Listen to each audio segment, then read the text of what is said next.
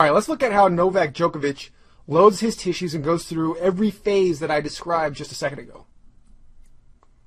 All right, so here's the loading of the elastic properties of the tissue, like he's going to jump. They're loaded. Now an explosion of that elastic potential energy with a rotation of his hips. So that's the unloading is powering his hips, and you've got the cross-body kinetic chains activated. This is the elbow snap and the follow-through.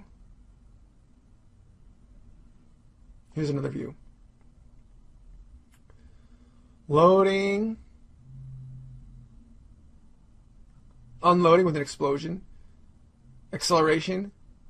Impact, follow-through. All right, here's Tim Lincecum.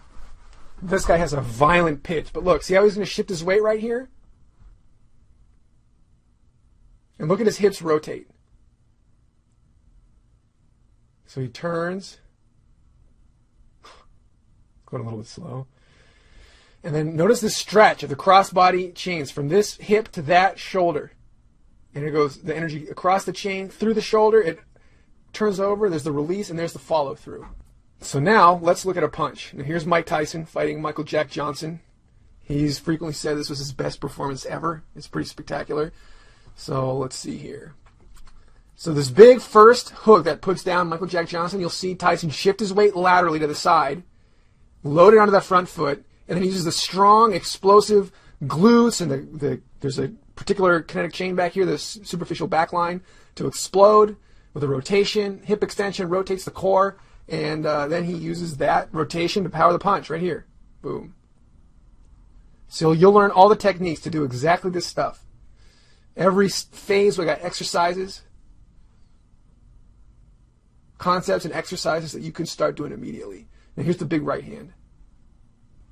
All right, so you'll see he loads his back leg here, and then explosive rotation of the hips, and there's the lateral line, which is a kinetic chain, goes up into the shoulder, and the power, of course, transfers through the shoulder. At the moment of impact, he's shifting his weight forward and following through.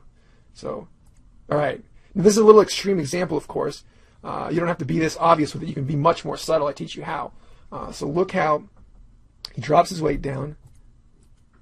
As you can see, the rotation of the hips, and then it just follows the body's kinetic chains up and into Michael Jack Johnson. Phase 1, phase 2, phase 3, phase 4.